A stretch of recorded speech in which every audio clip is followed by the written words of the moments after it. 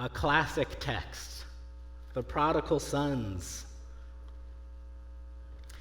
This is a final and lengthy parable of Jesus on the theme of lost but found.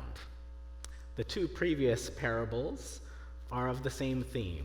First, there was the parable of the lost sheep. The shepherd who is herding 100 sheep and one goes missing, yet the shepherd chases after the lost one. Then, when having found the lost sheep, he rejoices. Second, the parable of the lost coin. There is a woman who has 10 silver coins and somehow misplaces one. Yet the woman searches day and night, looking under everything in her house. Then, when having found the lost coin, she rejoices. And so we come to our text for today, and you guessed it, the parable follows the same layout. Lost, found, then having been found, people rejoice. Except for one, the older brother who probably represents the religious leaders Jesus is responding to. Will they, the ones who are doing all the things right, like this older brother, rejoice when people following Jesus turn to the Father and are found? And yet, even though this parable follows the previous two parables, it differs in some pretty important ways. The most important way that it differs is what's lost. Unlike in the first two parables, in this parable, the thing that is lost is no thing at all. Rather, it's two humans who are lost, and they're lost by their own making. Additionally, the one of them who is found again is not found by the Father going out and finding them. Rather, it is the person who is lost who comes home. This last parable is ultimately a story of homecoming, a different way to think about lost and found. And so today I want to focus on one thing, one itch I have about this text. Why do these sons not know their father's love? If the father's love is so good, so wholesome, then why do the sons do what they do? I get that the sons are human and have agency and make their own decisions and so on. But how is it that these two sons, who have such a good father, end up being lost? That is our head-scratching moment today. Well, for us to understand the text, we need to see ourselves in the text. You see, from the beginning of Christian thought, this parable is understood to be a story on its own, but also a story about our interior lives with God. I'm sure if you've been in church and heard this parable, the preacher inevitably connected this parable to our lives. This parable serves as an analogy of our life journeys when we are led astray from God. Some go far away, like the younger brother. Some are so close to God, and yet so far. This is the right thing to do with this parable. Chuck DeGroat, in our Lenten devotional that we've been reading throughout Lent, Falling into Goodness, agrees that this parable is meant to be about our interior lives, our lives that we inevitably go astray from God. And he touches on the same question, that same itch I have today. Isn't it interesting, he says, that both sons question whether they were enough in the eyes of their father? Both sons went looking elsewhere, looking for love in all the wrong places. One to parties and pleasure, and another to duty and discipline. What I find so wonderful about Chuck's reflection is that he never answers the question of why these sons are doing this. It is something to notice. It is something to notice in our lives. Like I said before, for us to understand this parable, we need to see ourselves in it. And so, why do these sons not know their father's love? I don't know. Maybe we'll understand the mystery better if we put ourselves in the parable. Why do you not know the Father's love? Why are you running from God in the way you are? Why are you so callous to God's love that even though you're in God's house day in and day out, you don't know the love that's right in front of you? I'm not trying to shame us. I'm doing what this parable is meant to do. Make you aware of your interior life, your interior journey. So, why have the sons, why do we not know deep in our bones the Father's love? That if we truly knew it, we wouldn't be looking for love in all the wrong places. Let me give you my best biblical answer, and then a word of encouragement. To my mind, the best biblical image for why we forget about God's love and do what we do and go astray from God comes from the Psalms. That psalm imagery, the pit and the miry clay, the mud. Psalm 40 goes like this: I waited patiently for the Lord, and he inclined me and heard my cry. The Lord brought me up out of the pit of despair, out of the miry clay, and he set me on solid rock and established my goings and comings. God found the psalmist. Then, after being found, the psalmist rejoices. Hear something familiar? I also think it's no coincidence that our text today has a lot of mud in it. There are mud in both of the sons' stories.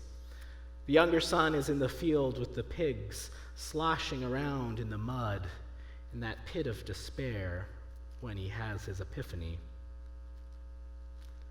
The older brother, did you notice, who was also in the field, sloshing around in the miry clay, working, as he said, like a slave.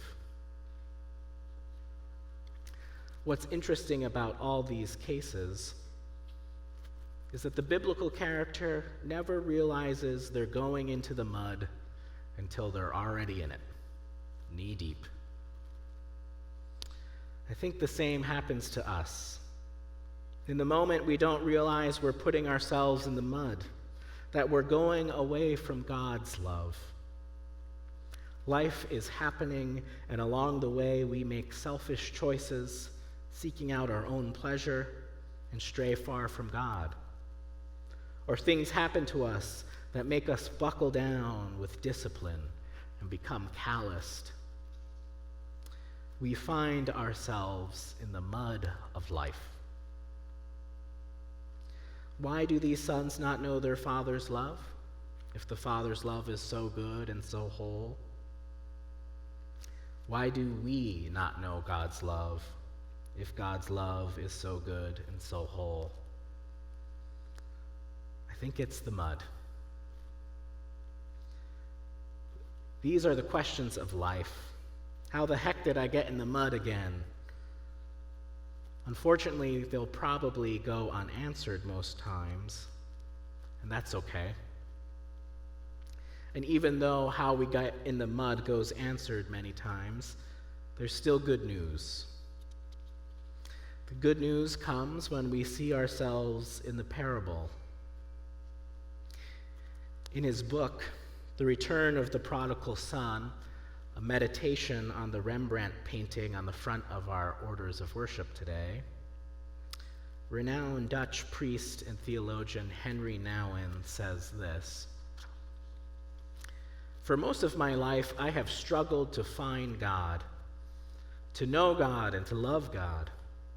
I have tried hard to follow the guidelines of spiritual life. Pray always, work for others, read the scriptures, avoid temptations. I have failed many times, but always I tried again, even when I was close to despair." But Henry then imagines himself in the parable, and he oscillates in imagining himself between being the younger brother and being the older brother. He can't quite pinpoint who he is. Then he says this: "Now I wonder whether I have sufficiently realized that during all that time when I was struggling to know God, that God has been trying to find me, to know me, and to love me. The question is not how am I to find God, but how am I to let myself be found by him? The question is not how am I to know God, but how am I to let myself be known by God? The question is not how am I to love God, but how am I to let myself be loved by God? God, like the Father, is looking into the distance for me, trying to find me and longing to bring me home." You see, in the parable, the younger brother finally comes to the end of himself, comes to the end of looking for love in all the wrong places, and lets himself be found by his Father's love. The question is not how am I to find God, but rather, as Henry says, how am I to let myself be found by God? Friends, we must realize, we must know that we are lost, and then let ourselves be found. For the older brother in the parable, this hasn't happened yet. His searching, more like his proving to his father that he is worthy of the Father's love, is in the way of him being found, is in the way of him coming to know the Father's love. The Father knows this, and he says, "Son, you are always with me, and all that is mine is yours." But the older son still doesn't let himself be found, and so he doesn't rejoice. Put yourself in the parable today. Maybe that's you. Friends, God, like the Father in the parable, is on the lookout for you. Come home. Come home. Let yourself be loved by God so that you can get out of the mud and rejoice. Of course, it's one thing to say and it's another thing to do. And so before we end, let me tell you a story. It's a story about a friend of mine. Her name is Denisha. I used to work at the school I attended, high school attended, at the admissions office. And I would help families and students enroll there. And Denisha was my coworker. She was a mom of students there. And our school was a private Christian school, and it was known for good academics and some strict rules. And so people would come, families would come, students would come, who were probably like the older brother, who wanted to do good and excel and prove things. And some would come who were like the younger brother, who might have needed some rules in their lives. Denisha, who is this tall and loud woman, you can think of her like Mashana, and she wore a Patriots jersey every Friday. But every student that would come and enroll, and they would let her do this, she would get down on one knee and cup their face and tell them something along the lines of this: "We are going to love you here, and you will do great." And then she would hug them. Now, for most of the students, it felt cheesy in the moment. But on those days when students found themselves in the mud, and they didn't know how they found themselves in the mud, they would find their way home to the admissions office. And who would they see looking through that glass door? Denisha. She was on the lookout, looking for them from afar. And boy, oh boy, did Denisha shoot up from her desk and rejoice when she saw them, arms in the air, and most importantly, arms out to hug them. When we are in the mud, we need Denishas. Friends, who are your Denishas in life? When you have come to the end of yourself and realize, though you don't know how, you're in the mud and need to be found, who are the Denishas that you can run home to who will give you that divine hug? Identify them, let God find you through them, and rejoice. Amen.